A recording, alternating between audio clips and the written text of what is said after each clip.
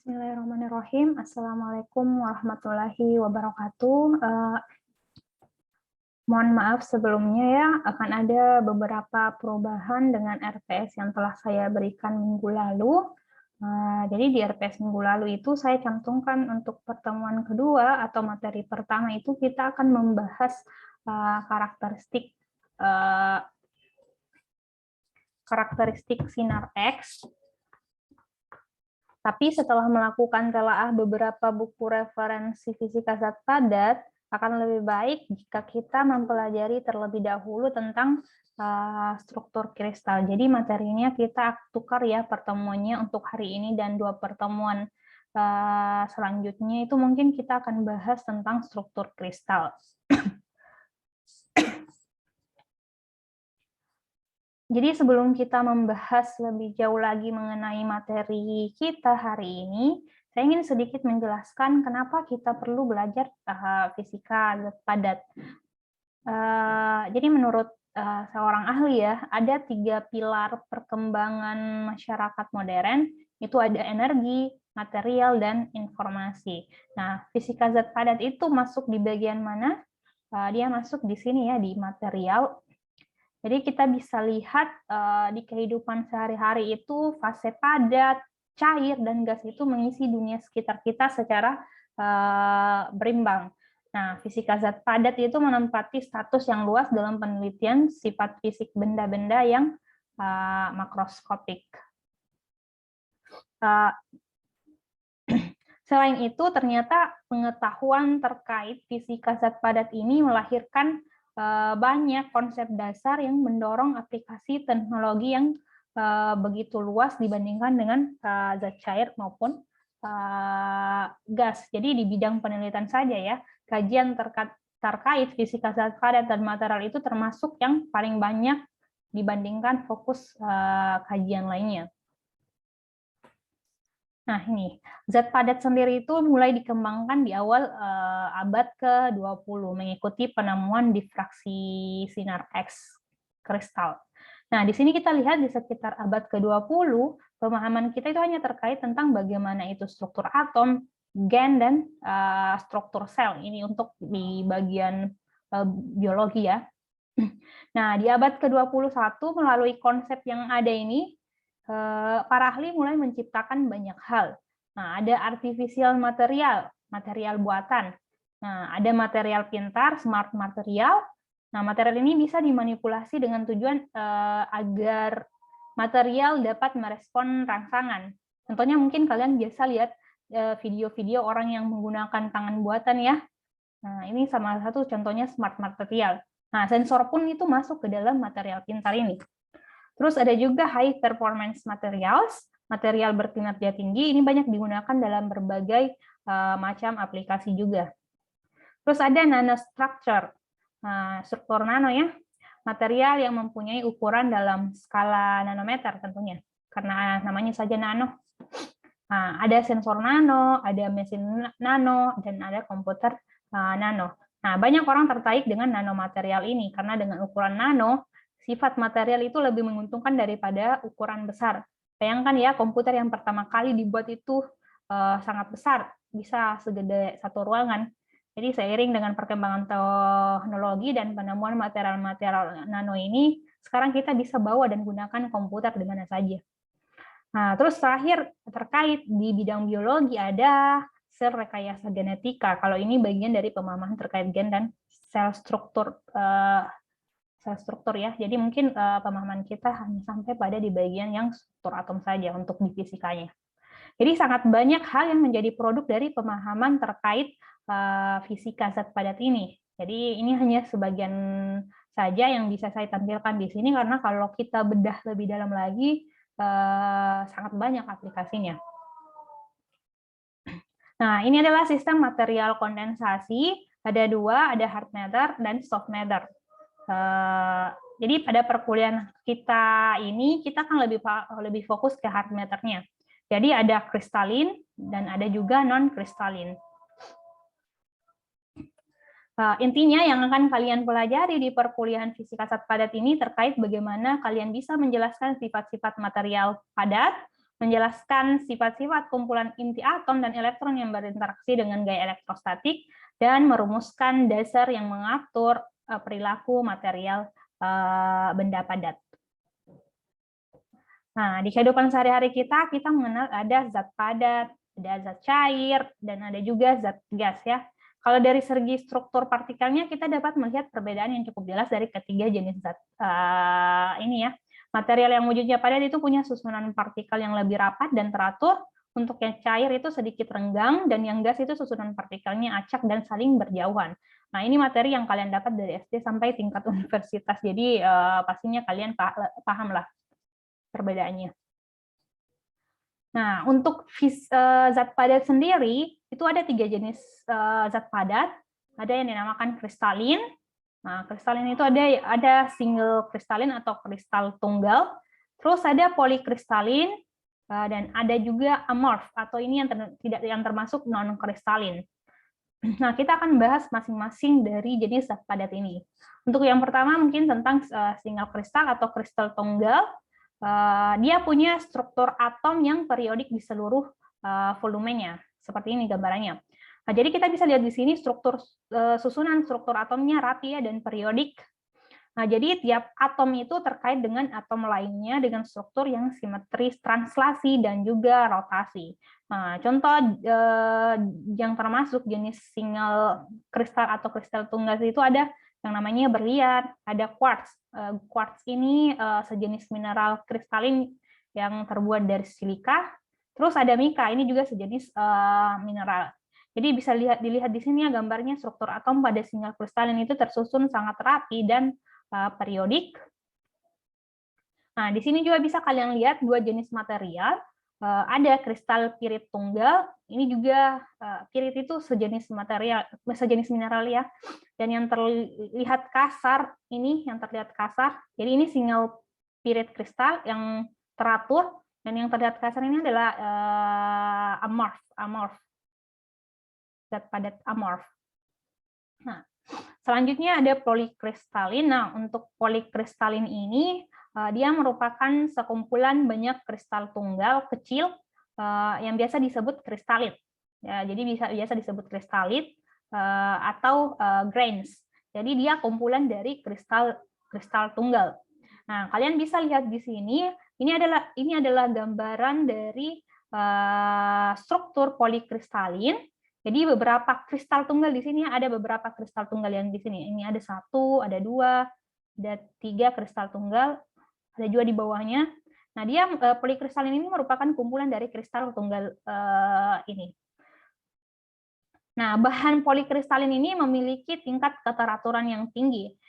Grainnya atau domain dipisahkan oleh grain boundaries atau semacam skat. Jadi urutan atomnya dapat bervariasi dari satu domain ke domain berikutnya.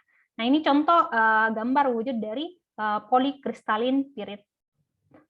Jadi ini contoh gambar dari polikristalin pirit ya. Nah, ini maksudnya grain boundaries. Jadi polikristalin itu tersusun dari kristal tunggal, ini ya, satu kristal tunggal yang dipisah oleh sekat-sekat ini, sekat-sekat hitam ini. Nah, untuk contoh dari polikristalin ini itu ada keramik. Jadi keramik itu contoh dari polikristalin. Terus grainnya itu biasa berdiameter 100 nanometer sampai 100 mikrometer. Nah, untuk polikristalin sendiri itu butirannya berdiameter kurang dari 10 nanometer atau nanokristalin. Nah, jenis yang terakhir itu adalah amorphous atau amorf ya, yang disebut amorf atau non-kristal.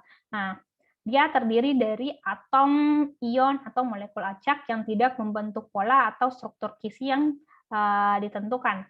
Nah, amorf ini terbentuk karena proses kristalisasi yang terlalu cepat sehingga atom-atomnya tidak dapat dengan tepat menempati lokasi kisinya. Jadi proses kristalisasinya terlalu cepat, jadinya itu atom-atomnya tidak dapat dengan cepat menempati lokasi kisinya. Jadinya dia dikatakan sebagai amorf atau non-kristal.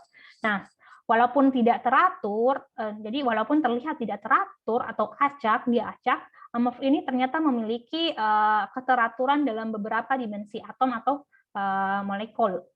Nah, bahan amorf ini tidak memiliki urutan dalam skala panjang atau long range order, tapi mereka punya berbagai tingkat keteraturan untuk yang short range ordernya, untuk jarak pendek. Nah, contoh bahan amorf itu silikon amorf, ada plastik, dan juga kaca. Nah, silikon amorf ini biasa digunakan dalam sel surya dan juga transistor film tipis. Jadi bisa lihat di sini, di antara ketiga jenis zat padat tadi yang ada kristalin, ada polikristalin, ada single kristal, ada polikristalin, dan ada juga amorf. Di antara ketiga jenis zat padat ini, amorf lah yang struktur atomnya paling acak ya. Ini struktur atomnya paling acak.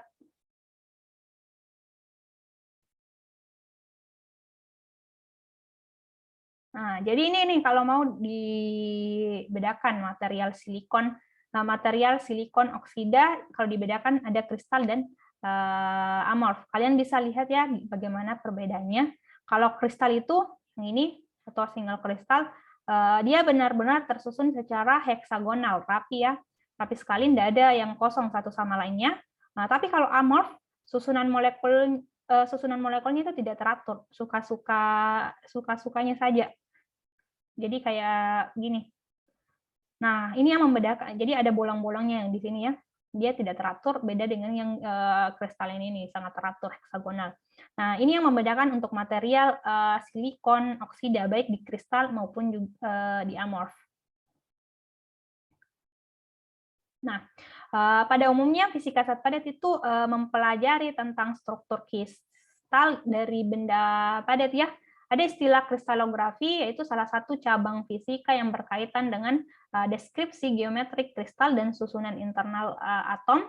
Nah, kristalografi ini penting kita pelajari karena merupakan pendukung utama pengembangan fisika zat padat dan juga material, seperti yang sempat saya jelaskan sedikit di overview perkembangan fisika zat padat sebelumnya. Nah, terus geometrik kristal itu berkaitan dengan simetri dan strukturnya. Simetri kristal ini menentukan sifat-sifat dari kristal itu sendiri. Nah, struktur kristal ini memiliki struktur yang khas, tepat, dan tidak ambigu. Jadi, misalkan ada suatu bahan yang tidak kita ketahui, dia terbuat dari material apa, nah dengan struktur kristal ini, kita akan lebih mudah menentukan, oh ini dia material jenis amorf, polikristalin, atau kristalin. Nah, tentu saja dengan bantuan alat XRD, X-ray diffraction. Jadi butuh alat untuk mengetahui struktur kristalnya. Nah, struktur kristal ini didasarkan pada simetri yang dimiliki oleh kristal tersebut. Jadi dalam kristalografi hanya sifat geometri kristal yang menarik. Oleh karena itu, setiap atom menggantikan setiap atom dengan titik geometris yang terletak pada posisi kesetimbangan tersebut. Jadi ada yang dinamakan dengan kisi kristal ya. Nah, kisi kristal itu adalah susunan titik-titik yang teratur dan periodik di dalam ruang. Sebentar akan saya tunjukkan. Ini ya, seperti ini kisi kristal, titik-titik merupakan susunan titik-titik yang teratur dan periodik di dalam ruang. Jadi misalkan ini ya, ada platinum.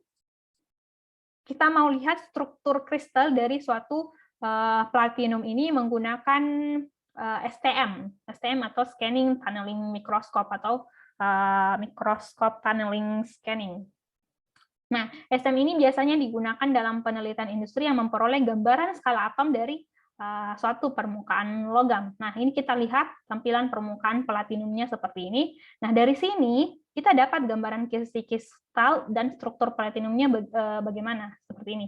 Jadi kisi kristalnya seperti ini ya, berupa susunan titik-titik yang teratur dan periodik di dalam ruang. Oke, jadi kisi kristal itu berupa daratan titik yang tak berhingga di dalam ruang. Kalau kita tinjau dia dalam 3 dimensi. Nah, setiap titik ini punya lingkungan yang sama dan daratan titiknya itu dia bersifat periodik. Nah, selain kisi ada yang namanya basis, yaitu basis adalah kelompok atom yang melukiskan struktur kristal dengan jumlah atom dalam sebuah basis itu dapat terdiri dari satu atom atau lebih. Jadi basisnya dapat berupa atom atau satu atom atau lebih. Jadi struktur kristal itu dapat diperoleh dengan meletakkan atom, kelompok atom, atau molekul yang disebut basis pada titik kisi. Jadi struktur kristal itu diperoleh dengan menambahkan basis pada kisi kristal. Jadi ini kisi kristal ya, dia berupa titik ini. Jadi titik ini adalah kisi kristal dan yang berwarna merah biru ini adalah basisnya atau atom atau kumpulan atom. Jadi kalau kita letakkan basis ini, yang kumpulan atom ini pada titik-titik kisi ini, maka inilah yang menjadi struktur kristal. Ini yang dinamakan struktur kristal. Jadi kisi kristal ditambah dengan basis itu akan menjadi struktur kristal. Nah ini yang namanya kisi Bravais dua dimensi dengan pilihan basis yang berbeda. Jadi ada dua jenis kristal ya, kristal Bravais dan non Bravais. Ini contoh gambaran basis ditambah dengan kisi untuk kisi Bravais dua dimensi. Jadi ada atom ini, atom yang merah dimasukkan ke dalam kisinya akan berbentuk seperti ini. Ada yang seperti ini dimasukkan ke dalam kisinya akan seperti ini. Jadi intinya basis ditambah kisi itu akan menciptakan suatu struktur kristal tertentu. Nah, ini ada dua jenis kisi kristal, ada kisi Bravais dan kisi non-Bravais. Untuk kisi Bravais itu semua atomnya sejenis dan semua titik koevalen seperti gambar seperti ini. Terus untuk yang kisi non-Bravais itu atomnya tidak harus sejenis dan beberapa atom kisi itu tidak ekuivalen. Jadi kisi non-Bravais juga merupakan kombinasi dari dua atau lebih dari kisi Bravais ini ya. Jadi di sini yang kisi dia merupakan kombinasi dua atau lebih dari kisi Bravais.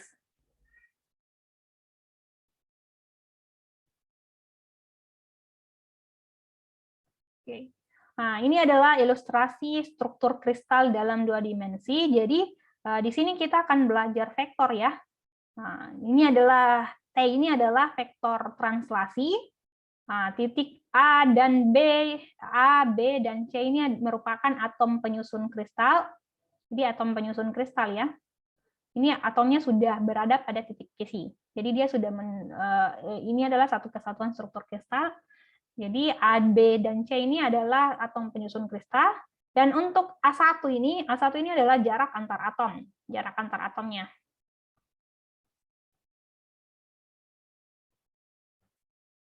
Nah, ini ya bentuk penulisan vektornya.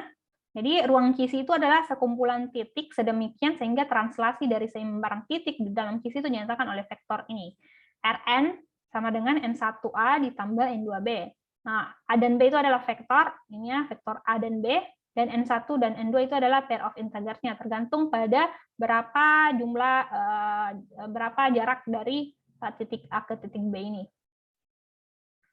Untuk A-nya. Nah, dua vektor A dan B ini merupakan membentuk vektor basis untuk kisi. Himpunan semua vektor yang dinyatakan oleh persamaan di atas ini adalah disebut dengan vektor kisi. Jadi ini kalau dia berada dalam kisi dua dimensi. Kalau tiga dimensi tinggal tambah vektor untuk arah sumbu Z-nya. Ini ya, vektor kisi tiga dimensi tinggal kita tambah untuk N3 dikali dengan C-nya. Nah, jadi ada vektor dalam arah A, B dengan C. Nah, kalau kita definisikan ada tiga vektor pokok translasi A1, A2, dan A3. Jadi ini penulisan vektor lainnya ya. Sama saja yang tadi. Jadi ada R aksen sama dengan R ditambah U1 dikali A1, vektor A1 ditambah U2, A2 ditambah U3, A3. Nah, di dalam kristal itu terdapat kisi-kisi yang ekuivalen yang sesuai dengan lingkungannya dan diklasifikasikan menurut simetri translasi. Operasi translasi kisi didefinisikan sebagai perpindahan dari sebuah kristal oleh sebuah vektor translasi kristal, maka persamaannya itu adalah Ini, vektor translasi kristal adalah U1A1 ditambah U2A2 ditambah U3A3. Ini kalau dia di dalam 3 dimensi. Jadi T itu adalah vektor translasi kristal. U1, U2, U3 itu adalah merupakan bilangan bulat tergantung jarak antara atom dalam suatu kisi. Dan A1, vektor A1, A2, A3 itu adalah vektor translasi primitif. Nah, ini contoh operasi translasi kisi. Jadi dari gambar dua vektor translasi ini, T1 dan T2, jika kita ingin menentukan berapa nilai U1, yang tadi ini bilangan bulatnya, U1 dan U2 untuk masing-masing vektor translasi, untuk masing-masing vektor translasi T1 dan T2, caranya itu tinggal kita tuliskan seperti ini. Jadi kita masing-masing cari ya, untuk T1, berarti U1, A1 ditambah U2, A2 ditambah U3, A3. Lihat ya, kalau A1 itu di sini diketahui bahwa arahnya ke atas, A2 itu arahnya ke samping. Jadi tidak ada arah untuk A3 ya, otomatis ini adalah gambar translasi kisi untuk 2 dimensi. Jadi U3, A3-nya itu dia 0. Nah, sekarang kita mau cari berapa U1-nya. Jadi A1 untuk T1 itu, nah jadi kita lihat ya, T1 ini dia berlawanan arah dengan A1-nya, otomatis nanti dia nilainya minus. Nah, untuk A1 itu berarti berapa jarak dari titik ini ke titik T1 untuk arah A1-nya. Berarti bisa kita hitung seperti ini ya, 1, 2, 3 ke bawah. Jadi minus 3A1. Nah, terus berapa jarak dia pada vektor A2? Berarti kita bisa hitung 1, 2 ke kanan. Ditambah 2A2 karena dia searah ya. Jadi T1, vektor translasi T1 itu adalah minus 3A1 ditambah 2A2. Jadi nilai untuk U1-nya itu adalah minus 3 dan U2-nya adalah 2. Nah, untuk T2 sama dengan cara yang tadi, nah, tinggal kita hitung berapa jumlahnya pada arah vektor A1 dan arah vektor A2. Nah, T2 untuk arah A1 berarti ini kita bisa lihat ya, dia di tengah-tengah antara kisi. Jadi kita bisa tuliskan minus 1,5 karena dia arahnya ke bawah 1 dan ini di antara tengah-tengahnya ya. Jadi kita tuliskan minus 1,51 ditambah ini ke samping kanan 1, 2 ya, seharusnya di sini 2. Mohon maaf ini salah ya.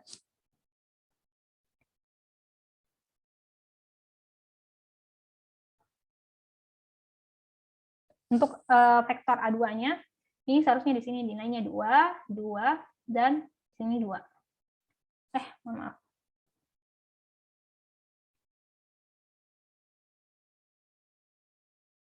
Ini 2 ya, di sini. Ini karena dia ke arah A2-nya itu 1, 2 ya. Yang berbeda itu cuman arah ke bawahnya, A1-nya. Jadi 1, sini setengah ya, setengah. Jadi minus 1,5 A1 ditambah 2A2. Jadi U1 itu minus 1,5 dan U2 itu nilainya 2. Jadi kita tadi yang dikatakan dengan U1, U2 itu harus nilainya bilangan bulat. Karena U1 pada vektor translasi ini adalah vektor translasi yang 2 ini bukan bilangan bulat, jadi dia dikatakan T2-nya itu bukan vektor translasi karena dia bukan bilangan bulat. Ya, jadi yang jadi vektor translasi itu hanya T1, karena semuanya bilangan bulat, ada minus 3 dan 2. Jadi kalau dia bukan bilangan bulat seperti ini, itu dia bukan vektor translasi. Nah, ini ada juga dikatakan sel satuan dalam 2 dimensi. Jadi komponen terkecil dari kristal grup atom, ion, atau molekul yang bila disusun bersama secara translasi dan berulang akan menghasilkan kristal yang utuh. Jadi ini ya, sel satuan 2 dimensi ada satu sel satuan, ini ya, satu satuan, 2 ada satuan, 3, 4, 5, 6, 7. Kalau kita susun bersama secara translasi dan berulang itu akan menghasilkan kristal yang utuh. Nah, ini juga bentuk dari suatu kristal yang tidak biasa. Karena sel satuannya itu berada di antara tengah-tengah. Ini seperti ini. Nah, ini contoh sel satuan 2 dimensi, misalkan untuk natrium Cl, NaCl, atau garam ya.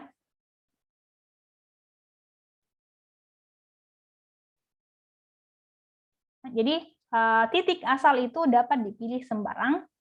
Titik asalnya dapat dipilih sembarang, misalkan dari sini ke sini ya, sini ke sini, asalkan titik di sini itu dan titik di sini itu tidak harus atom, tetapi ukuran sel satuannya selalu sama. Jadi kalau ini sel satuannya, berarti yang ini ukurannya harus sama sel satuan yang berikutnya, dan seterusnya. Ini juga. Dan kalau ada yang di atas sini, berarti kita bisa buat sel satuan lagi yang di atas, di sebelah atasnya. Jadi seperti ini. Ini juga adalah sel satuan, jadi tidak masalah jika kita mulai dari Na atau Cl. Intinya dia ukuran sel satuannya selalu sama. Jadi yang ini sama dengan yang di sini, dengan yang di sini, dan yang lainnya. Nah, atau tidak dari sebuah atom. Jadi bisa saja dia tidak dari sebuah atom. Tadi ini kan dari sebuah atom. Nah, tidak dari sebuah atom ini juga merupakan contoh sel satuan asalkan dia ukurannya tetap sama. Nah, ini bukan sebuah sel satuan walaupun ukurannya sama ya. Karena kenapa? Ada ruang kosong. Jadi ruang kosong itu tidak diizinkan. Nah, ini dalam 2 dimensi ini sebuah sel satuan, dalam 3 dimensi ini bukan sel satuan. Karena kenapa? Kalau kita buat dia dalam 3 dimensi ini pasti ada ruang kosong di dalamnya. Jadi atom itu akan membentuk molekul. Jadi kumpulan atom itu akan membentuk molekul. Nah, molekulnya jika dimasukkan ke dalam suatu kisi itu akan menghasilkan suatu struktur kristal dan terdapat sel satuan di dalamnya. Jadi kumpulan dari sel-sel satuan itu akan terbentuk kumpulan dari sel satuan seperti ini. Nah, kumpulan dari sel satuan ini adalah yang akan membentuk suatu yang namanya kristal. Nah, ini 3 jenis sel satuan yang lazim dalam 3 dimensi. Jadi yang lazim itu ada simple cubic, ada body center cubic, ada face center cubic. Ini yang lazim ya. Sebenarnya masih banyak. Nanti kita akan lihat masing-masing. Nah, sel satuan itu ada primitif, ada juga konvensional dan atau bukan primitif. Jadi untuk primitif itu 1 titik kisi per sel dan luas terkecil untuk 2 dimensi itu atau volume terkecilnya dalam 3 dimensi. Jadi ini kayak contohnya simple cubic atau SC. Jadi terus kalau konvensional dan bukan primitif itu dia lebih dari 1 titik kisi per sel.